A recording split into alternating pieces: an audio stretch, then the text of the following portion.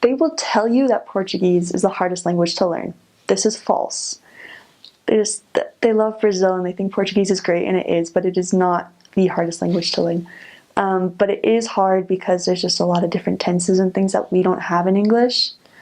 And there's a difference, if you know Spanish, whatever, there's a difference between por and para. You might never figure it out. That's okay. They'll still know what you're trying to say. I got really lucky in that my first 2 companions were Brazilian. And I only ever had one American companion on the mission. And even then, we never spoke English with each other.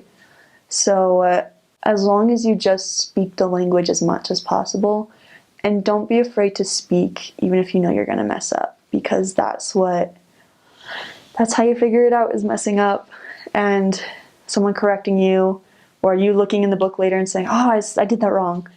But practicing is the best thing you can do. Doing companionship study in Portuguese, reading the scriptures in Portuguese, practice reading as well as speaking. Pray for the gift of tongues, because that's a good thing to have. It helps a lot. Don't be afraid to ask people to repeat things. They're not going to get offended. If they do, that's their problem, and they're probably not going to listen to your message anyway. But I mean, members and even people on the street, they're more than willing to help you figure things out. And if you ask, like, oh, like, how do you say this? Then they'll help you as much as they can to figure it out. I carried my dictionary around with me for the first 6 months, something like that, 9 months. But even then, most of the time, what helped was just looking at my companion and being like, hey, so like saying the sentence, getting to the word I didn't know, and then trying to describe it and having her tell it to me. That works way better than looking it up in the dictionary, because then you remember the whole process of how you got to that word. But yeah, you can do it. Portuguese is a lot of fun, and once you figure it out, it's great. It's a fun language. I remember, because I spoke Spanish before my mission, and so that helped out a lot before learning Portuguese, the verb conjugations and things like that, the sentence structure. But they did have a bunch of words that were different. Like instead of saying but, like, oh, I like her butt, I would say eu gosto dela mas. That's Portuguese, but I would say eu gosto dela pero, which is Spanish. And so it confused me a little bit at the beginning, but in the long run, I could tell it helped me out a lot. But there is a lot of slang in Brazilian Portuguese. I learned like legal, which would be legal, like literally legal work or something like that.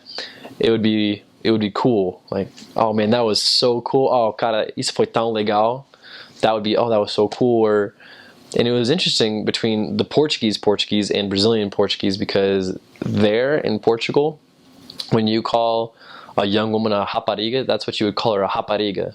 Whereas in Brazil, you would call her a moça, a girl, a young girl. But if you said rapariga in Brazil, it is a very ugly word, very bad word you would not want to use. And I felt bad for saying it on camera. So, but you just have to be careful of where you trod. And the accent, it comes with time.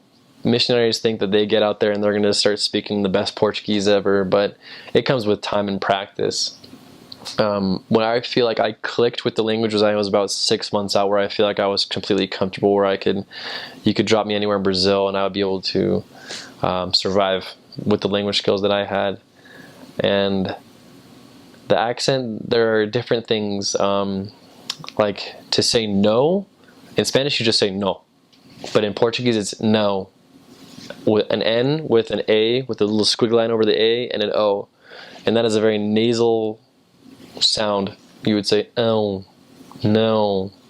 And it would sound like you're saying noun, but like through your nose completely. So you'd say, no, caminhão, buzinhão. And it takes a while to get with it, because pão is bread in Portuguese, but you can say pau, which is like a piece of wood or a stick. And people would get confused when you say pau, asking for bread, but they would give you a wooden stick because you couldn't pronounce it with a certain accent. And so you have to really work with your nose and the way you form your tongue. And like you had a little trouble with the LH because it's Guarulhos. It's, you put the tongue on the top of your mouth and you kind of try to push the word out, Guarulhos.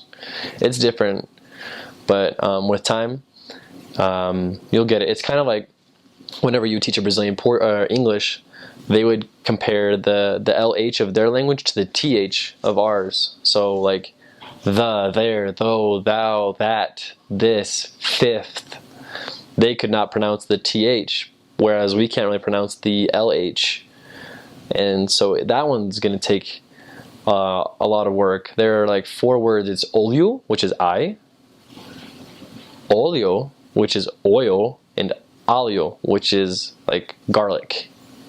So those 3 words are totally different, but they sound totally the same. Oleo, alho, alho. But they can tell the difference, and you're going to have to be careful what you say, because I remember one time we were giving a blessing with, consecrated oil, and my companion said consecrated I. He didn't say oleo, he said oleo, I. He said, so with this consecrated I, and I said, Elder, you said I instead of oil. And so just little things like that, you have to really pay attention. If you practice with it every single day, like pronunciation and language time with your companion in the morning, that's going to make the biggest difference, where you can tell where a missionary actually speaks the language. I mean, I could confuse people where they thought if I said I was from the south of Brazil, they would believe me that I was Brazilian because of like the way I looked and the way I spoke. But you can tell another missionary who just had just as much time as you on the mission, but he spoke horrible Portuguese with a really thick accent. It all comes down to practice and pronunciation. So Portuguese is pretty similar to Spanish. It's like a nasalized Spanish. Spanish speakers speak a lot, right in front of their mouth. Portuguese speakers speak a lot through their nose. São Paulo, it's got a lot of those sounds. But in general, I found it pretty easy to learn. I mean, I studied a little bit of Spanish in high school, but not enough to actually know anything. But Portuguese came pretty easily. It takes some people longer, it takes some people shorter, but if you just study, you'll pick it up pretty fast. In terms of grammar, the Portuguese they teach you in the MTC is very correct, it's very proper. The Portuguese you speak in São Paulo is not. So you'll learn one thing in the MTC, and then you'll see how people have changed it when you get into São Paulo. It's not too bad. It's not like they change conjugations that much, but there are little things that you'll have to pick up on. There's a lot of slang in São Paulo, so it's very hard to understand some people because they just speak in complete slang. They'll call you mano, brother, and you're like, I don't even know what that means. And most of them are just sort of constructs from English that they've pulled over. In general, if you just ask someone, they'll tell you what something means. It's not a bad thing or anything, so there's a lot of opportunity to learn. You can just say, what does this mean, or how do you use this, or could you explain how, why you use this? And people will tell you pretty well. Some of the Brazilians also speak incorrectly, which makes it a little harder. And so they'll use conjugations wrong. They'll sort of use words incorrectly, or they'll change them incorrectly. And so when you come from the MTC, you're expecting everything to follow the same pattern. You're expecting everything to fit into the rules that you learned. And you're going to have to be flexible. You're going to have to understand that these people are speaking Portuguese, they're just speaking it incorrectly, but that's how they know it. That's their Portuguese. It's Brazilian Portuguese. So other than that, it's pretty simple. I mean, it shouldn't be a problem for any missionary going there. Ask questions and try and use Portuguese as much as possible. I mean, I know it's kind of cheesy classic answer, but actively try and learn. Listen to what people are saying. It's very easy in that first transfer or so to just tune out what people are saying, because you don't understand, you can't speak it anyway, so it doesn't matter.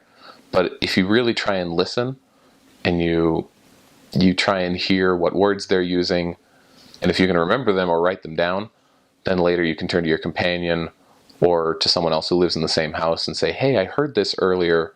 What in the world were they saying? Or if you can just leave a lesson and tell your companion, I didn't even understand them, they'll probably tell you that they had some sort of accent.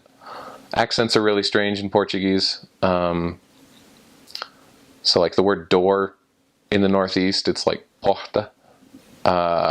If you go to Sao Paulo, it's porta. If you go to Rio, it's porta. There's just such a smattering of accents that it's kind of hard to hear. It's kind of hard to hear the same word from a different accent. But once you get a handle on Portuguese, like the actual, the language itself, then you'll be able to get a handle on accents pretty easily. And you'll have a lot of Brazilian companions, so you'll have a lot of experience with how some people speak versus how other people speak.